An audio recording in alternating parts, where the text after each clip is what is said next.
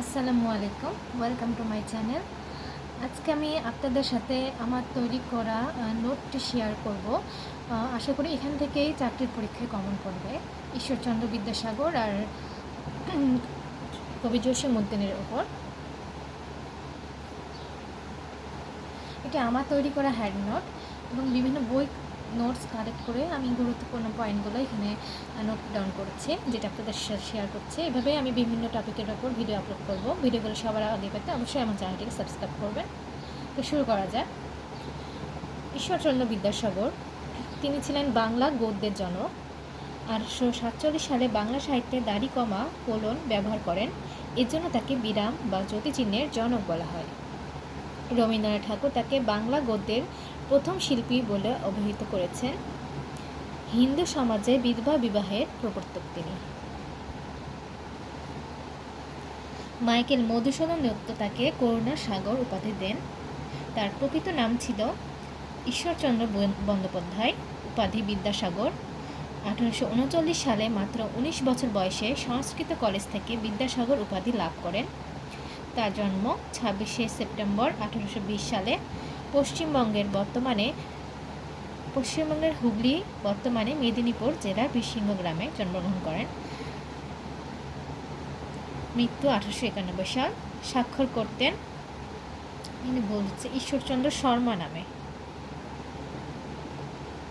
ঈশ্বরচন্দ্র শর্মা নামে তিনি স্বাক্ষর করতেন। তার প্রচেষ্টায় বিধবা আইন পাশ হয় 26 জুলাই 1856 সালে লর্ড ডালহৌসির আমলে। বিখ্যাত অভিনেতা অর্ধেন্দু মোস্তাফি নীলদর্পণে চরিত্রে অভিনয়ের সময় বিদ্যাসাগর জুতা ছুঁড়ে মেরেছিলেন। তিনি সমাজ সংস্কারক ছিলেন। ফোর্ট উইলিয়াম কলেজের বাংলা বিভাগের পণ্ডিত হিসেবে কাজ শুরু করেন। কলকাতায় নারী শিক্ষা মন্দির বেথুন কলেজ তার সহযোগিতায় প্রতিষ্ঠা হয়েছিল। চেম্বার্স রচিত রুডিমেন্টস অফ নলেজ অবলম্বনে তিনি বোধোদয় 1851 সাল এবং ঈশপের ফ্যাবলস অবলম্বনে কথামালা 1856 সালে রচনা করেন। শেক্সপিয়ারের কমেডি অফ ইরর্স অবলম্বনে 1869 সালে ভ্রান্তিবিলাস রচনা করেন। হিন্দি ভাষায় লালজির রচিত বেতাল পঁচাশি অবলম্বনে রচিত বেতাল পঞ্চবিংশতি রচনা করেন। এটি বাংলা ভাষার প্রথম কাহিনীধর্মী গ্রন্থ, যেখানে 1847 সালে প্রথম বিরাম চিহ্নের সফল প্রয়োগ করেন তিনি। বিদ্যাসাগর রামায়ণ অবলম্বনে রচনা করেন সীতার বনবাস। বিদ্যাসাগর 15টি জ্যোতিচিহ্নের প্রচলন করেন। কালিদাস রচিত সংস্কৃত ভাষায় অভিজ্ঞান শকুন্তলম অবলম্বনে রচিত শকুন্তলা। মার্শম্যানের ইতিহাস বিষয়ক গ্রন্থ হিস্টোরি অফ বেঙ্গল এর অংশবিশেষ অবলম্বনে রচিত বাংলার ইতিহাস। বাংলা গদ্য সাহিত্যের প্রথম শোকগাথা প্রভাবতী সম্ভাষণ ঈশ্বরচন্দ্রের, এটি একটি মৌলিক গ্রন্থ ছিল। এটি প্রথম মৌলিক গ্রন্থ অনুবাদ গ্রন্থ, যেটা আমি দুটি ছন্দের সাহায্যে মনে রাখি। আমার কাছে এই ছন্দটা বেশি সহজ মনে হয়, আপনারা যেটা ইচ্ছে সেটাতে মনে রাখতে পারেন। বাঙালির জীবনে সীতার ভ্রমণ শকুন্তলায়, বাঙালিতে বাঙালির ইতিহাস, যেটি হিস্টোরি অফ বেঙ্গল অবলম্বনে সীতার ভ্রমণ, সীতার বনবাস, আর ভ্রমণদের ভ্রান্তিবিলাস শকুন্তলায় শকুন্তলা। বিদ্রূপ কৌতুক বা প্রহসনমূলক গ্রন্থ, এটিও আমি ছন্দের সাহায্যে মনে রাখি। বিদ্যাসাগর ব্রজবিলাসের রত্ন পরীক্ষা করে দেখল আবার অতি অল্প হইল। এখানে ব্রজবিলাসের মানে ব্রজবিলাস, রত্ন পরীক্ষা আবার অতি অল্প হইল। এটাতে দুইটা গ্রন্থ আছে, আবার অতি অল্প হইল আর অতি অল্প হইল। এখানে এই দুটা আর ব্রজবিলাস, এই তিনটি বই তিনি কষ্টচিত উপযুক্ত ভাইপোষ্য ছদ্মনামে রচনা করেন। বিদ্যাসাগর ফোর্ট উইলিয়াম কলেজে পণ্ডিত হিসেবে যোগদান করেন 1841 সালে। বিবাহ প্রচলিত হওয়া উচিত কিনা এত বিষয়ক প্রস্তাব যে পত্রিকায় প্রস্তাবিত হয়, সেটির নাম হলো তত্ত্ববোধিনী। আর সমাজ সম্পর্কিত প্রবন্ধ গ্রন্থ বিধবা বিবাহ প্রচলিত হওয়া উচিত কিনা এত বিষয়ক প্রস্তাব এবং বহু বিবাহ রহিত হওয়া উচিত কিনা এত বিষয়ক বিচার। তার ব্যাকরণ গ্রন্থ ব্যাকরণ কৌমুদী এবং ইংরেজি গ্রন্থগুলো হলো সবগুলোতে সিলেকশন আছে, এটা দিয়ে আমি মনে রাখি। Political selection, selection from Goldsmith, selection from English. Ishwarchandra Vidyasagar রচিত সংস্কৃত ভাষা ও সংস্কৃত সাহিত্য বিষয়ক প্রস্তাব 1853 গ্রন্থটি একটি সংস্কৃত সাহিত্যে ইতিহাস বিষয়ক বাঙালির লেখা প্রথম গ্রন্থ। বিদ্যাসাগরের বর্ণ পরিচয় 1855 সালে পাঠ্য বইটি ক্লাসিকে মর্যাদা লাভ করেন। বিদ্যালয় পাঠ্যগ্রন্থ বাংলার ইতিহাস, জীবনচরিত, বর্ণপরিচয়, কথামালা, চরিতাবলী, বিবিসি বাংলার জরিপের শ্রোতাদের মনোনীত শীর্ষ 20 জন বাঙালি তালিকায় 8মে আসেন তিনি। মৌলিক গ্রন্থগুলো হলো প্রভাবতী সম্ভাষণ, যেটি প্রথম, ব্যাকরণ কৌমুদী, ব্রজবিলাস, রত্নপরীক্ষা, শব্দমঞ্জরি, ব্যাকরণ কৌমুদী, বহির্বিবাহ রহিত হওয়া উচিত কিনা এত বিষয়ক প্রস্তাব আবার অতি অল্প হইল ইত্যাদি। তো এইটি আমার ঈশ্বরচন্দ্র বিদ্যাসাগরের লেখা, ঈশ্বরচন্দ্র বিদ্যাসাগর নিয়ে তৈরি করা নোট। এখন কবি জসীমউদ্দিনের নোটটি শেয়ার করব। এটি হলো আমার তৈরি করা কবি জসীমউদ্দিনের তৈরি করা নোট, খুবই গুরুত্বপূর্ণ। এখান থেকে আমি ইনশাল্লাহ কমেন্ট করবে। কবি জসীমউদ্দিনের জন্ম 1903 সালে আর মৃত্যু 1976 সালে। প্রথমে তার ব্যক্তিগত জীবন সম্পর্কে জেনে নিই। তিনি ফরিদপুরের তাম্বুলখানা গ্রামে জন্মগ্রহণ করেন। পুরো নাম জসীমউদ্দিন মোল্লা। 1931 থেকে 1937 সাল পর্যন্ত দীনেশ চন্দ্র সেনের অধীনে পল্লীগীতির সংগ্রাহক পদে কাজ করে। 1938 থেকে 1943 সাল পর্যন্ত ঢাবির বাংলা বিভাগের প্রভাষক ছিলেন। 1944 থেকে 1962 সাল পর্যন্ত বঙ্গীয় প্রাদেশিক সরকারের পাবলিসিটি বিভাগে কর্মরত ছিলেন। 1976 সালে মৃত্যুবরণ করলে তার অন্তিম ইচ্ছানুসারে আম্বিকাপুরে দাদির কবরের পাশে দাফন করা হয়। বিএ অধ্যয়নকালে 118 লাইনের মাত্রাবৃত্ত ছন্দে রচিত কবর কবিতা কলল পত্রিকায় প্রকাশিত হয়। আর তার রচিত কাব্যগ্রন্থগুলো অনেকগুলো আছে, যেগুলো মনে রাখা কঠিন ছন্দ ছাড়া, আর অনেকগুলো ইম্পর্টেন্ট। তা আমি এই ছন্দ দিয়ে মনে রাখতাম। এখানে আমি একটু গরমিল করে দিয়েছি, আমি সিরিয়ালই আছে যে 1, 2, 3 আমি পড়ে শোনাই।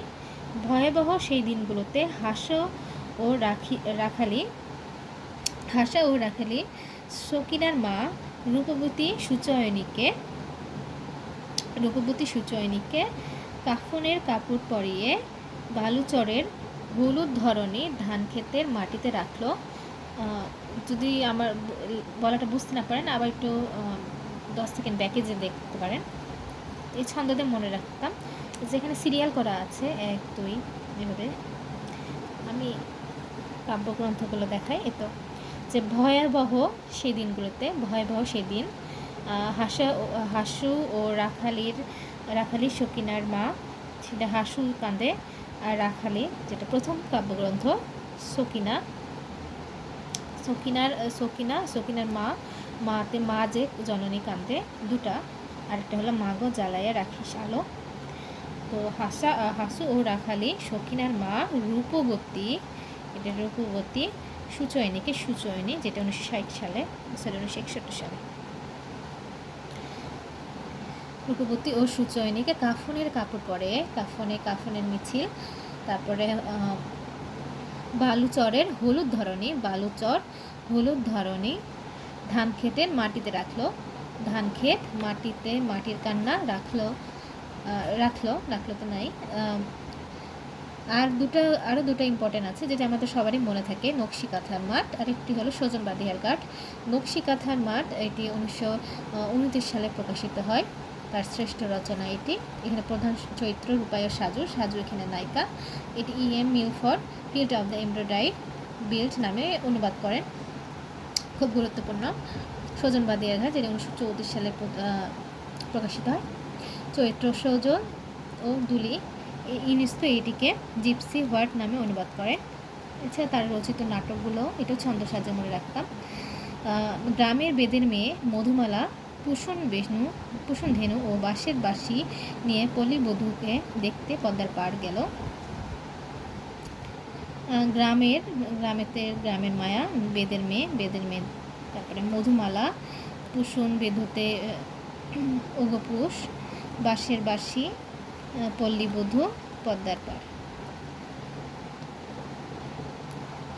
এছাড়া তার রচিত কিছু ভ্রমণ কাহিনীও আছে, এটি মনে রেখে এভাবে চলে মুসাফির হলদে পরিদেশ, যে দেশে মানুষ বড়, জার্মানির শহর ও বন্দরে। স্মৃতিকথা, যাদের দেখেছি ঠাকুর বাড়ির আঙ্গিনায়, জীবন কথা স্মৃতিপটে। গানের সংকলন, রঙ্গিলা নায়ের মাঝি, গানের পাড়ে, জারি গান। কবিতা, আসমানি, এক পয়সার বাঁশি কাব্যগ্রন্থে প্রকাশিত হয়। কবর, যেটি রাখালি কাব্যগ্রন্থে। খেলোয়াড়, চাষার জেলে কবিতার, আমি কাব্যগ্রন্থ পড়ছি। কবর রাখালি কবিতার, এই কবর কবিতাটি রাখালি কাব্যগ্রন্থের। আসমানি, এক পয়সার বাঁশি। খেলোয়াড়, চাষার ছেলে। দেশ, পল্লী বর্ষা। মুসাফির, বালুচর। পল্লী জননী রাখালি, পল্লী জননী আর কবর রাখালি। নিমন্ত্রণ, ধানক্ষেত। আত্মকথা গ্রন্থ দেখালাম। তার রচিত উপন্যাসগুলো দুটি, বউ বা কাহিনী, যেটি প্রথম 1964 সালে প্রকাশিত হয়, যার ক্যারেক্টারগুলো ছিল গরিবুল্লাহ মাতবর আর বৌছির আর বউ টুপানির ফুল। জসিম উদ্দিন ডিলিট উপাধি লাভ করে রবীন্দ্র ভারতী বিশ্ববিদ্যালয় থেকে। কবর কবিতাটি রচিত হয়েছিল মাত্রাবৃত্ত ছন্দে এবং পংক্তি ছিল 118টি। শিশুতোষ গ্রন্থ, এক পয়সার বাঁশি, হাসু আর ডালিম কুমার। কবর কবিতায় দাদু কোন হাটে তরমুজ বিক্রি করতেন? শাপলার হাটে তরমুজ বিক্রি করতেন। জসিম উদ্দিন তার বন্ধুকে কোন গায়ে নিমন্ত্রণ করেছিলেন? কাজল গায়ে। নকশি কাঁথার মাঠ একটি গীতিকাব্য। গানের সংকলন, রঙ্গিলা নায়ের মাঝি, গাঙ্গের পাড়, জারি গান, মুর্শিদি গান। আর সূত্রয়িনী, এটি কবির নির্বাচিত কবিতার সংকলন। বালুচর কাব্যের অন্যতম কবিতা মুসাফির। তো এই ছিল আমার তৈরি করা নোট কবি জসিম উদ্দিন আর ঈশ্বরচন্দ্র বিদ্যাসাগরের। নেক্সট ভিডিওতে অন্য কোনো নোটস নিয়ে আসবো, এছাড়া এমসিকিউ ভিডিও নিয়ে আসবো। আমার চ্যানেলে বিভিন্ন টপিকের উপর অনেক গুরুত্বপূর্ণ এমসিকিউ ভিডিও আছে, কিছু কিছু টপিক 50টি, কিছু কিছু 20টি। তো আশা করি এই ভিডিওগুলো আপনাদের উপকারে আসবে। ভিডিওগুলো সবার আগে পেতে অবশ্যই আমার চ্যানেলটিকে সাবস্ক্রাইব করে রাখবেন। আল্লাহ হাফিজ।